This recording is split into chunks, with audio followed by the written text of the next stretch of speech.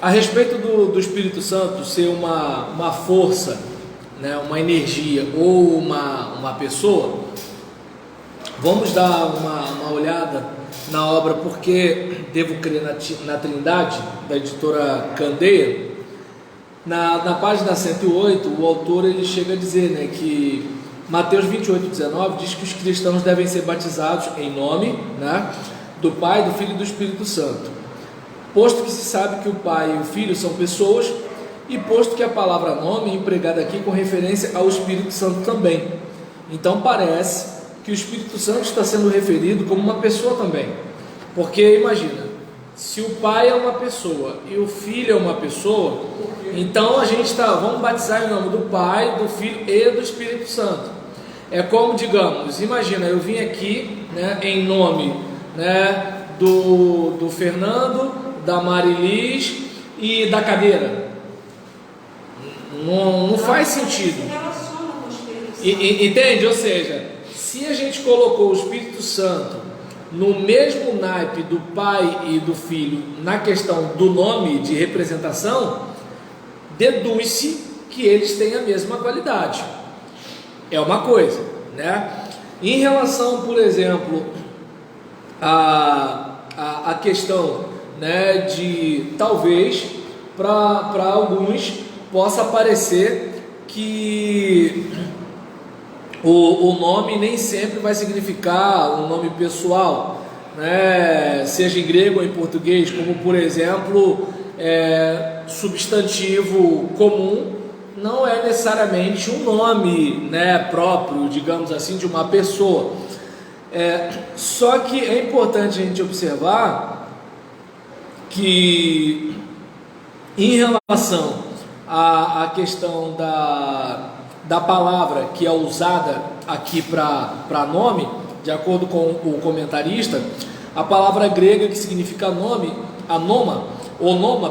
perdão, é empregada cerca de 228 vezes no Novo Testamento, e excetuando-se 4 nomes de localidade, né? A gente tem Marcos 14:32, Lucas 1:26, Lucas 24:13, Atos 28:7 e conferir com Apocalipse 3:12.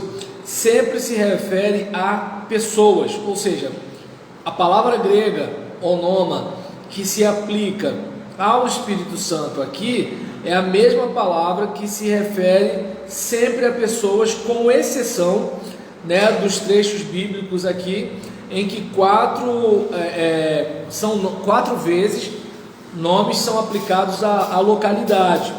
E aí, se por exemplo nós observarmos uma outra questão, deixa eu ver aqui, ele chega a citar uma obra chamada Quadros Verbais do Novo Testamento, em que a palavra nome é usada para poder ou autoridade, e isso é verdade, mas sempre representa o poder ou autoridade de alguma pessoa e nunca alguma força impessoal. É que nem quando a gente vai a algum lugar, né? Eu estou indo em nome do meu pastor, né? E quando, por exemplo, fala, às vezes até mesmo em nome, né, da igreja, representando as pessoas da igreja, né? E não necessariamente como em nome de uma cadeira, em nome de uma mesa, em nome de uma bicicleta, né? Então, por exemplo, o comentário, né, aqui percebe-se facilmente que o modo de os trinitários interpretarem Mateus 28:19 encaixa-se melhor no texto do que a interpretação daqueles antitrinitários, certo? Então, por exemplo, de acordo com o Testemunho de Jeová, Jesus em Mateus 28:19 está ordenando que os cristãos sejam batizados em nome do Deus eterno, né, o Deus pessoal Jeová, o Deus inferior angelical, né, criado, Jesus, e a força ativa e pessoal que Deus emprega de modo desconhecido. Então, segundo os trinitários, Jesus nos mandou batizar em nome das pessoas divinas, do Pai, do Filho e do Espírito Santo. Então, é uma questão, né, da gente fazer uma reflexão, né, até que ponto faz sentido algumas coisas. E em relação à questão de outro ajudador, nos capítulos 14, 15 e 16 de João, Jesus vai falar extensivamente a respeito do Espírito Santo, chamando-o de o ajudador ou consolador, que no grego a gente conhece como parácletos, né? E a única consideração feita pela brochura da Torre de Vigia, segundo esse comentarista aqui, no tocante do ensino desse trecho a respeito do Espírito Santo, é trivial. Indica que o emprego dos pronomes masculinos com referência ao Espírito Santo não comprova que ele é pessoa, mas é imposto pela gramática, posto que parácletos é um substantivo masculino. Embora alguns escritores tenham tirado desses pronomes masculinos conclusões demasiadas, existe muito mais nessa passagem que testifica de personalidade do Espírito Santo. Em primeiro lugar, há o emprego por Jesus da expressão outro ajudador, João 14,16. A palavra outro subtende claramente que há um primeiro ajudador ou um primeiro consolador, que é Jesus Cristo. E na primeira epístola de João, este chama Jesus explicitamente de nosso ajudador junto ao Pai. Primeira epístola de João, capítulo 1, versículo 2. Outra que o senhor repetiu agora, outra, ajudador com o Pai. Isso, Jesus Cristo. Então, primeira epístola de João, capítulo 2, versículo 1. Posto que o primeiro ajudador, Jesus Cristo, é uma pessoa, normalmente esperaríamos que o outro ajudador também fosse uma pessoa. Se o primeiro ajudador, que é Jesus, é uma pessoa, então o outro ajudador vai ser uma pessoa também, pelo menos espera-se, né? Então imagina, é como aquele caso: olha, eu estou aqui, né, orientando vocês, mas amanhã a mochila vai explicar para vocês as coisas e tudo tal, como se ela tivesse a mesma função, certo? É claro que alguém vai apelar para a questão hoje em dia da inteligência artificial, mas não vamos esquecer que a inteligência artificial é algo que decorre do intelecto humano, é uma reprodução de algoritmos que de certa forma reproduzem algo que vem do humano. Não é uma coisa que assim não tem nada a ver com a outra. Então, a inteligência artificial tem algo do ser humano, certo? Até porque, primeiro, que foi programada pelo ser humano, e segundo, porque reproduz, né, coisas que vêm do próprio ser humano. Continuando aqui, em relação à questão do que a gente estava falando, deixa eu ver aqui. Essa expectativa é confirmada pelo emprego da palavra parácletos, que parece ter sido usada quase sempre no sentido de um conselheiro jurídico, um representante pessoal, um advogado, um defensor ou ajudador. No contexto, Jesus está dizendo que, embora ele esteja de partida, os discípulos não serão deixados sozinhos, porque o Espírito virá para ser outro ajudador. Pouco depois de ter feito essa promessa, Jesus diz aos discípulos que o ajudador, o Espírito Santo, que o Pai enviará em meu nome, esse vos ensinará todas as coisas e vos fará lembrar todas as coisas que eu vos disse. Então aqui nós somos informados que o Espírito Santo será enviado em nome de Jesus. Não se fala normalmente em enviar uma força ou uma energia, e muito menos enviar uma força impessoal em nome de alguém. Quem vai em meu nome? Alguém. Não é alguma coisa que vai em meu nome, não é alguma coisa que vai representar em nome de alguém. Não é assim que acontece, certo? Imagina, olha, o meu celular está indo em meu nome. Como isso aí? Né? A minha bola está indo em meu nome, a minha lâmpada está indo em meu nome. É meio esquisito um negócio desse. E aí, continuando aqui, imediatamente em seguida, somos informados que o Espírito Santo ensinará aos discípulos tudo quanto precisam saber. Posteriormente, Jesus diz aos discípulos: quando chegar o ajudador, eu vos enviarei do Pai o Espírito da verdade que procede do Pai. Este dará testemunho de mim, e vós igualmente haveis de dar testemunho. Capítulo 15, versículos 26 a 27. Disse de novo que o ajudador é enviado. Ele é enviado e ele chega né? Palavra esta que não se diz normalmente a respeito de uma força. Uma força não chega, né? E aí nisso, tal como uma onda de rádio, ele realiza ainda mais uma função pessoal de dar testemunho de Cristo. É notável que os discípulos são ordenados a dar testemunho depois de receberem o testemunho dado pelo Espírito. Mais uma vez a implicação é que os dois atos de dar testemunho são atos pessoais.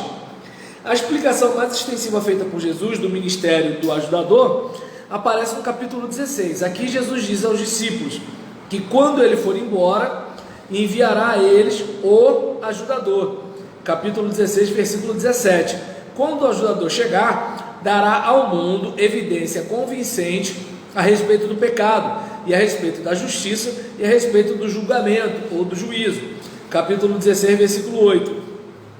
Além disso, quando esse chegar, o Espírito da verdade, ele vos guiará a toda a verdade, pois não falará de seu próprio impulso, mas falará as coisas que ouvir e vos declarará as coisas vindouras. Esse me glorificará, porque receberá do que é meu, e vou-lo declarará. Versículos 13 e 14 do capítulo 16.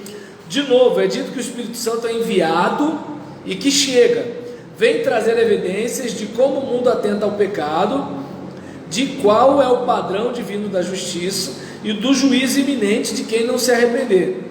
Guia os discípulos a toda a verdade, não fala por sua própria iniciativa, mas diz tudo quanto ouve da parte de Jesus e do Pai, procurando só glorificar a Cristo. Ô gente, pelo amor de Deus, né? Imagina, uma energia vai chegar e vai explicar para você aquilo que eu pedi para essa energia explicar. Imagina, seu filho coloca o dedo na tomada, aí a energia explica para ele as coisas que você falou. Não é assim. A energia solar vai explicar para você alguma coisa. Não é assim. Quem explica é uma pessoa. Sim.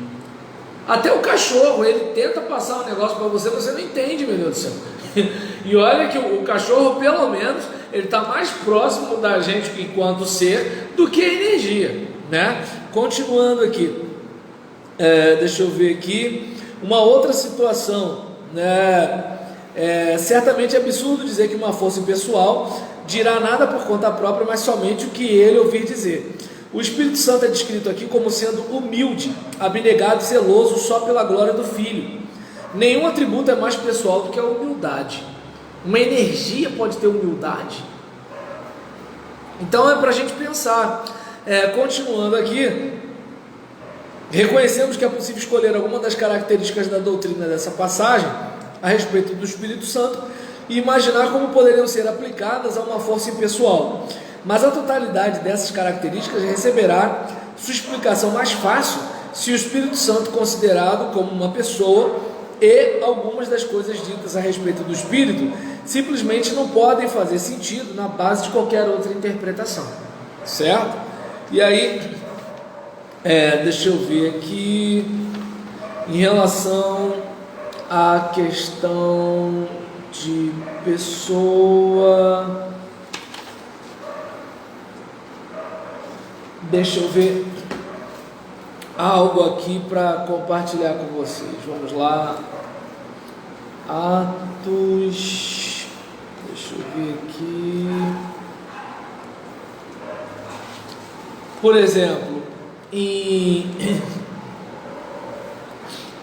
Atos, né, exatamente, Atos capítulo 5, versículo 3, você vai verificar o seguinte: disse então Pedro: Ananias, por que encheu Satanás o teu coração, para que mentisses ao Espírito Santo e retivesses parte do preço do terreno?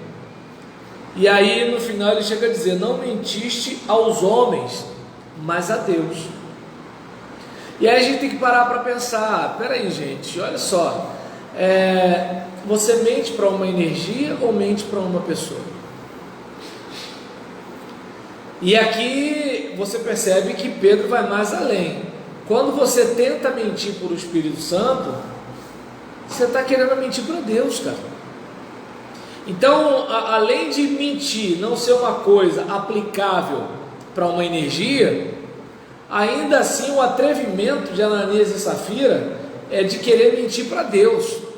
Então a gente percebe que algo que é aplicado ao Espírito Santo é aplicado para Deus, além de ser uma pessoa, mas é uma pessoa divina. E o comentário de David Reed no seu livro, né, na página 82, ele chega a falar, né, sobre essa questão, né, de que assim, Ananias não mentiu para o Espírito Santo, mentiu para Deus. E aí o Espírito Santo é uma pessoa, até porque não tem como mentir para uma força, e é uma pessoa divina. E uma outra situação, né, por exemplo, se nós observarmos a questão, né, de João 16, versículo 13, né? Se nós, por exemplo, olharmos para João capítulo 16, versículo 13, a gente vai observar. Posso ler? Sim, claro. Quando vier, porém, o Espírito da verdade, ele vos guiará toda a verdade, porque não falará por si mesmo, mas dirá tudo o que tiver ouvido e vos anunciará as coisas que hão de vir. Uma energia não fala. Não, e detalhe, e uma energia não omite informação. Quem omite informação é gente, né? É aquela seguinte situação do tipo, você não conta tudo, você às vezes não conta tudo para a pessoa, e aí a pessoa, mas peraí, cara, você mentiu para mim. Não menti, eu só não contei tudo. Uma pessoa pode fazer isso. Agora você consegue imaginar, né? Eles achavam que mentindo para eles, mas mal sabia deles que estavam. Entende? E assim, e o texto chega a dizer, né, que assim, o Espírito da verdade vai guiar os discípulos em toda a verdade. O Espírito da verdade não vai falar de si mesmo, mas o Espírito da verdade vai falar sobre aquilo que ouviu. Entende? Assim, eu observo que Jesus não está aqui falando de personalidade do Espírito Santo, mas assim, mas está muito claro que assim, Jesus está atribuindo ao Espírito Santo uma característica pessoal. Não tem como estar aqui, por exemplo, imagina, o sol vai mandar o raio, e aí o raio solar, né, vai contar algo, mas só vai contar algo a partir da informação recebida, não vai falar de si mesmo. Não tem um negócio desse, uma força fazer uma coisa dessa, né? E aí, né, é algo para a gente pensar, né, com carinho em relação a essa questão. Então a gente verifica, né, que assim, quando vier, porém, aquele, não fala aquilo, entende? Não fala como se fosse isso, mas fala como se fosse ele. É diferente, né? Então, uma coisa é você se referir, né, àquela pessoa, outra coisa é você se referir a isso aí, isso aqui, aquilo ali, né? É algo para a gente pensar, né, com carinho. Então, a gente pode olhar para isso daí e ficar um pouco atento. Uma outra situação, né, para a gente, por exemplo, observar, né, com carinho. Deixa eu ver aqui. Espera aí, deixa eu ver. Romanos 8, versículo 26 e 27. Do mesmo modo também o Espírito nos ajuda na fraqueza, porque não sabemos o que havemos de pedir como convém, mas o Espírito mesmo intercede por nós com gemidos inexprimíveis. Aí eu pergunto, você consegue ver uma energia orando? Você consegue ver uma força orando? Imagina. Então o magnetismo do imã vai estar conversando com Deus, né, para o Joaquim parar de beber cachaça. Tá dando para entender? Assim, Então a energia elétrica vai estar conversando com alguém como se assim, olha, vamos ajudar o Roberlan, tadinho. O Roberlan, ele faz fofoca todo dia, ele tem que ser mais forte. A energia elétrica não vai interceder por mim. Vamos ajudar, né, o Fernando a vencer as tentações da vida. Gente, uma energia não vai fazer isso. Só uma pessoa intercede por outra pessoa. Eu olho e falo assim, meu Deus, eu não sei como está a Nívia nessa hora, mas onde ela estiver, o que estiver acontecendo com ela, age em favor dela. Amém. Gente, entende como é a hipótese, irmã? Aí o que acontece? Diante de uma... Pode fazer? Então tá legal. Aí o que acontece? Gente, uma energia não vai fazer isso. Até porque para fazer isso, você tem que ter o quê? Imaginação, memória, pensamento. Uma força, uma energia não tem isso. Fala, Fernando. O que o senhor está falando aí, no 26, né? 18, 26, Romanos 8, 26, nessa tradução está assim: também o Espírito, semelhantemente, nos assiste em nossa fraqueza. Uma luz não vai nos assistir. Aí que está a questão. Uma pessoa que nos assiste, compartilha conosco. Entende? Alguém que pode se identificar com a gente, que pode olhar e ver o seguinte: ele está sofrendo. Você não vê, mas você sente. Ele está lutando. Aí eu pergunto, imagina, como é que uma energia vai se identificar comigo e com você?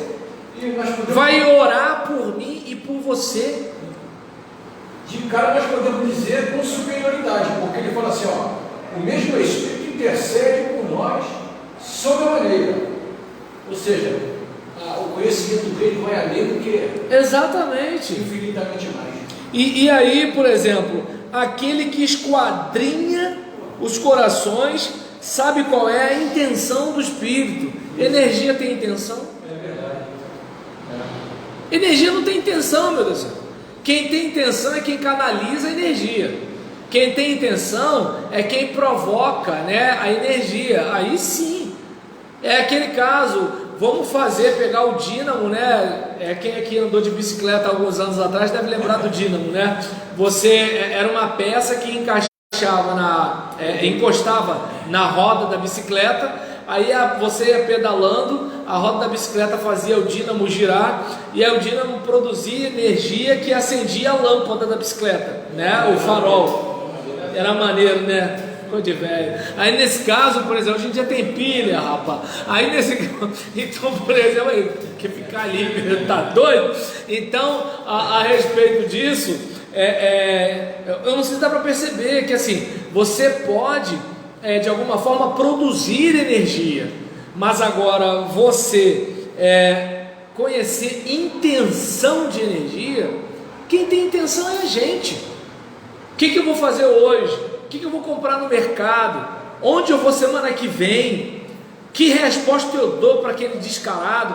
Eu não sei se dá para perceber que quem tem intenção é pessoa. E assim, eu não acho que Paulo também está querendo falar sobre esse assunto, mas é uma pista que a gente olha aqui no texto, né?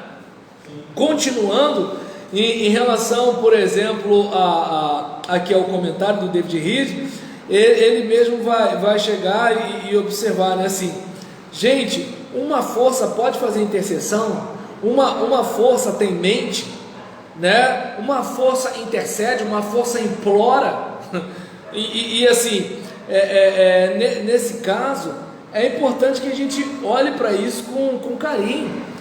A gente tem como mentir para uma pessoa como Ananias e Safira, a gente tem como mentir para uma energia, como Ananias e Safira tentou fazer, né, quando estava decidido a mentir para o Espírito Santo, e é algo para a gente pensar. Continuando aqui, deixa eu ver, 1 Coríntios 6,19, 1 Coríntios 6,19, ou não sabeis que o vosso corpo é santuário do Espírito Santo, que habita em vós, o qual possuís da parte de Deus, e que não sois de vós mesmos.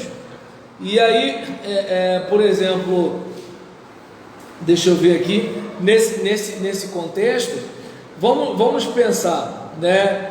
Ao lado do templo do verdadeiro Deus na antiga Jerusalém, as escrituras mencionam muitos outros templos. Então, tem o templo de Dagon, no primeiro livro de Samuel, capítulo 5, versículo 2, tem o templo de Júpiter, em Atos, capítulo 14, versículo 13, o templo de Diana, Atos, capítulo 19, versículo 35, e assim por diante. Cada um era templo de alguém, não de alguma coisa. Eles adoravam deuses que eram seres, para eles, que tinham intenção, mente, emoção, coisas do tipo, certo? E aí, nesse caso, cada um era templo de alguém, de acordo com a Bíblia, ou do Deus verdadeiro ou do Deus falso, mas de alguém, não de algo. Não interessa se o Deus tinha aparência de bode, de peixe, de dragão, do raio que o parta, mas era alguém, não era algo, certo? E aí, nesse caso aqui, a Bíblia diz que o corpo físico de cada cristão, individualmente, se torna um templo. Templo de quem? Do Espírito Santo.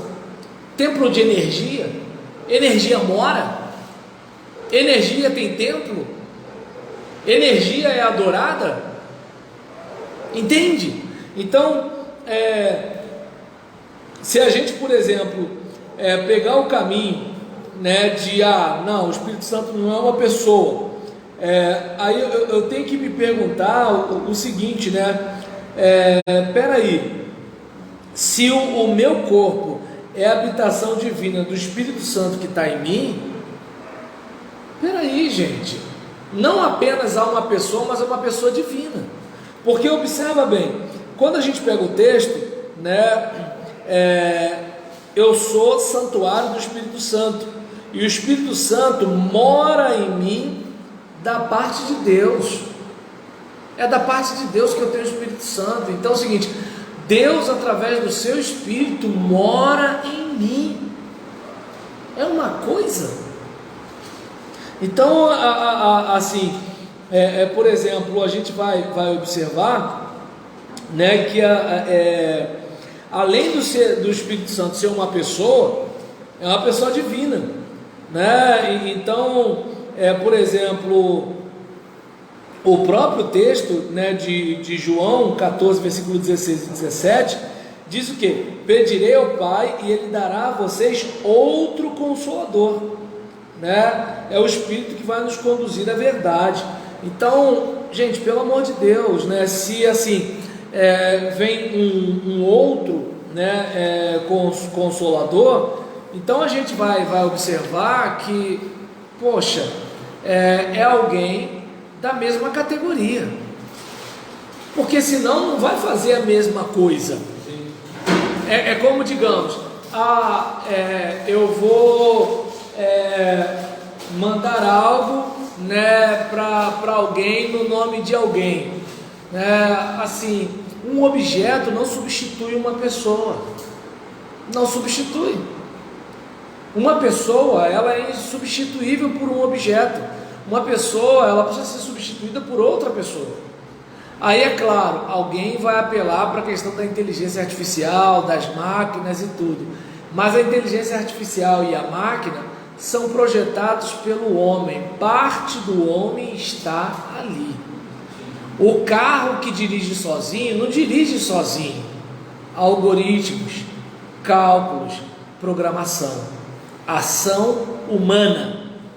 Tem algo do ser humano ali? Sim.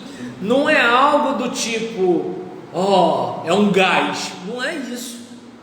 Entende? Então, a gente, por exemplo, vai observar, né, diante dessa situação, a importância, né, da gente ficar atento à questão, né, do Espírito Santo como um ser pessoal, né? Um ser pessoal.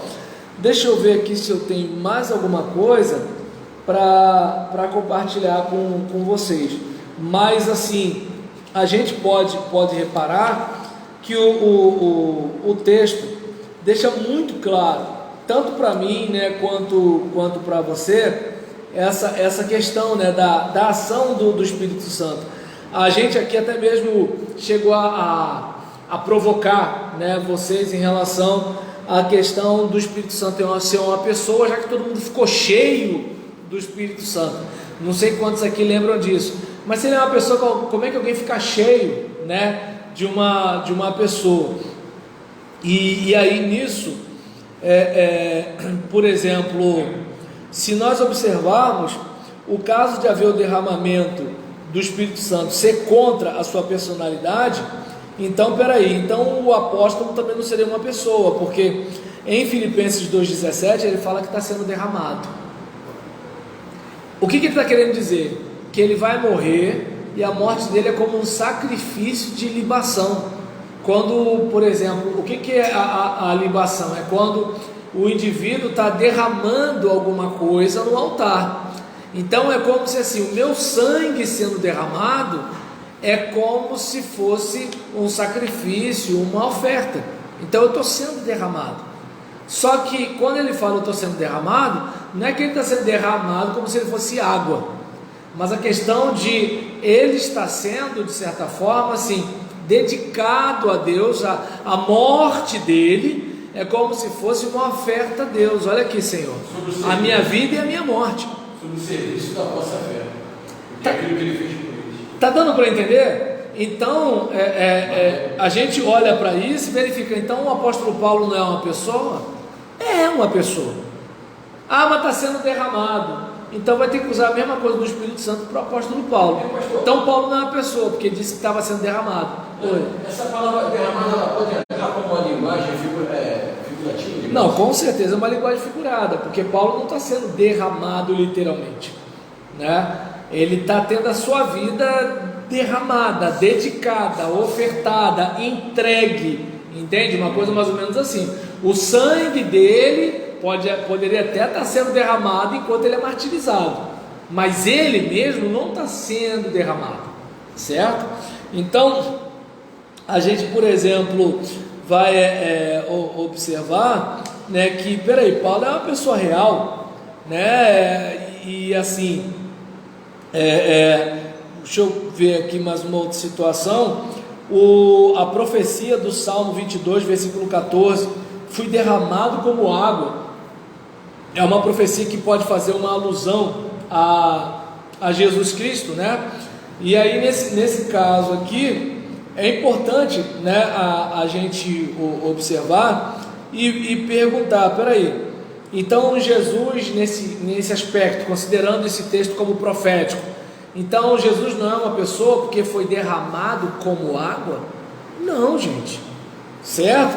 Então aí eu pergunto, qual é o problema do discípulo ser cheio do Espírito Santo? Qual o problema do Espírito Santo ter sido derramado? Então é algo, né, para a gente estar pensando, né? Até porque o próprio Deus, ele é aquele que enche, ele é quem a tudo enche em todas as coisas. Efésios 1, 23.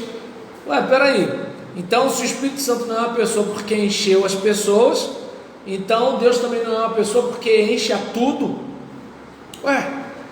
A questão de encher dá a ideia de que é o seguinte, olha, a presença dele permeia tudo, mas não quer dizer necessariamente que ele é como se fosse 500 litros d'água, não é isso, certo? E exatamente, essa é a questão, né? E vamos pensar, por exemplo, em Atos 13, versículo 2, você vai ver uma citação conforme a que diz, separai-me a Barnabé e Saulo para a obra que eu os tenho chamado. Aí eu pergunto, uma energia vai falar, gente? Separai-me a Barnabé e Saulo para a obra que eu tenho chamado. Só para não parecer que eu estou inventando. Fernando, lê aí, por favor, Atos 13, versículo 2. Está em que livro? Achou? Olha lá, hein? Servindo eles ao Senhor e jejuando, disse o Espírito Santo: separai-me agora Barnabé e Saulo para a obra a que eu os tenho chamado.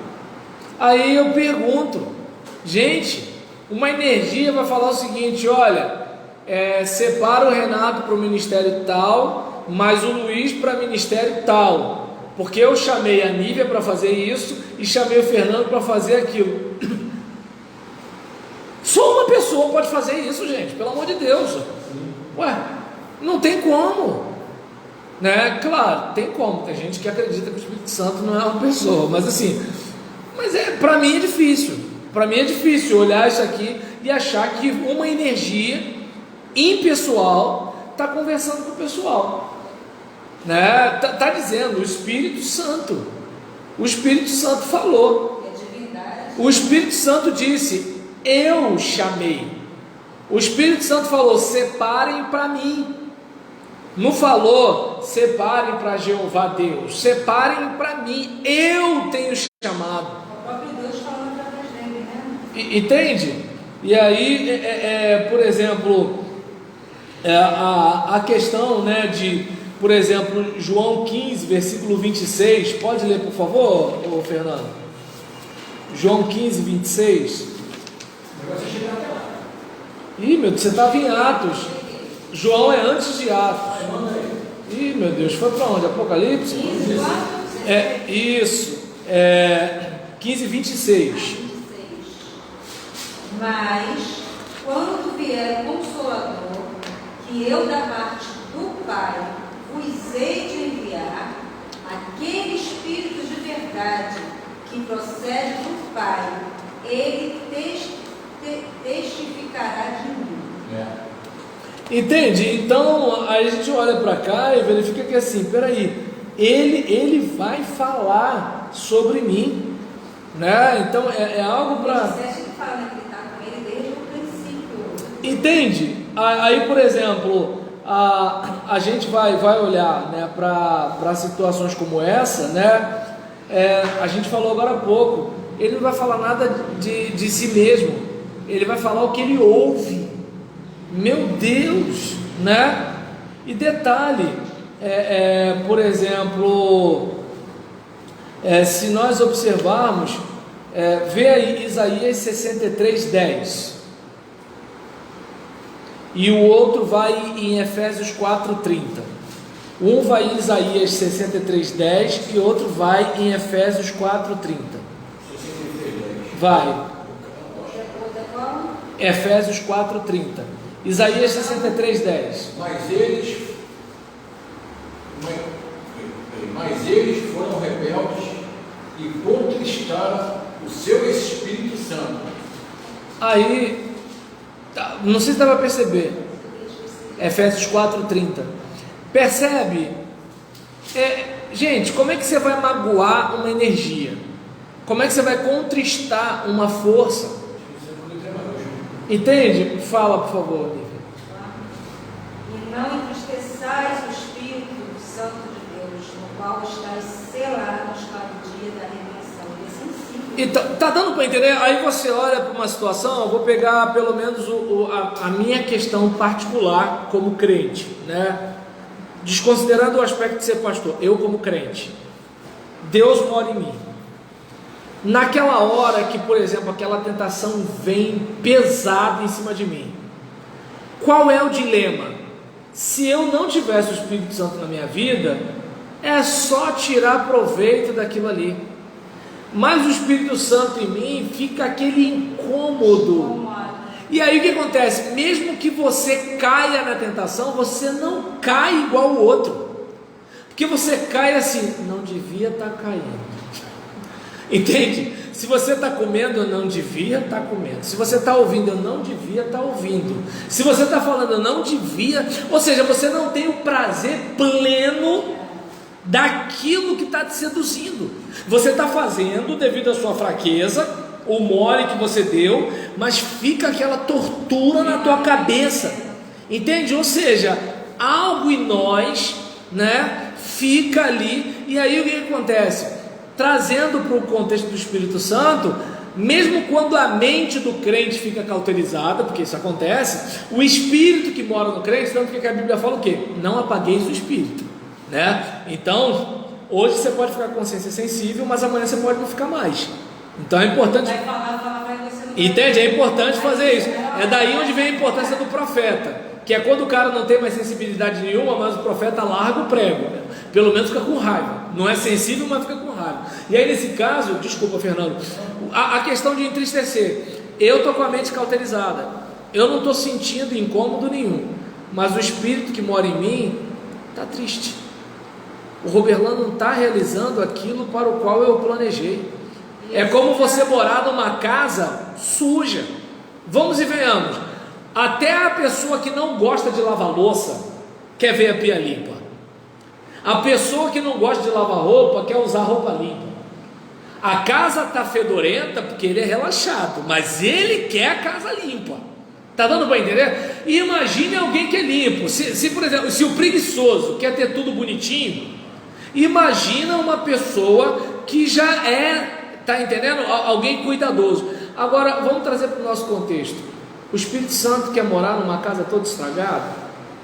Então a gente olha para isso e verifica. Ela disse lá atrás, né? Moisés, o povo, Deus mandava todo mundo limpar, tirar. Exatamente. Fez cocô em terra, não tem SEDAI, não tem saneamento básico. Se todo mundo que ficar fazendo cocô deixar tudo assim, vai ficar esse monte de bosta, vai dar mosca, entendeu? Vai pousar em vocês, vai ter micose, vai ter isso, vai ter aquilo outro tal. Então é o seguinte, nada de porcaria aqui, tá ok? Acabou a mamata. Então o que acontece? É um tipo de situação que assim, tá resolvido. Deus é limpo, gente. Né? Mas vai, fala, Fernando. Então ele fala aqui sobre as consequências em relação ao povo dele. Mas eles foram rebeldes e conquistaram o seu Espírito Santo. Pelo que se lhes tornou em inimigo e ele mesmo pelejou contra eles. Entende? Na cabeçada. Então é algo, né, para a gente pensar, né, com carinho, né, para a gente olhar, né, e verificar assim, poxa, peraí, será que é isso mesmo? Né? Será que é isso mesmo que a Bíblia diz, que o Espírito Santo é uma energia, que o Espírito Santo é uma força, ou o Espírito Santo é uma pessoa e além de ser uma pessoa, é uma pessoa divina? Então que a gente possa, né, pensar com carinho em relação a isso, né, para nossa reflexão. Gilson apareceu aqui, né? Então, Gilson, a gente vai dar uma pausa aqui, daqui a 15 minutos a gente está de volta, certo?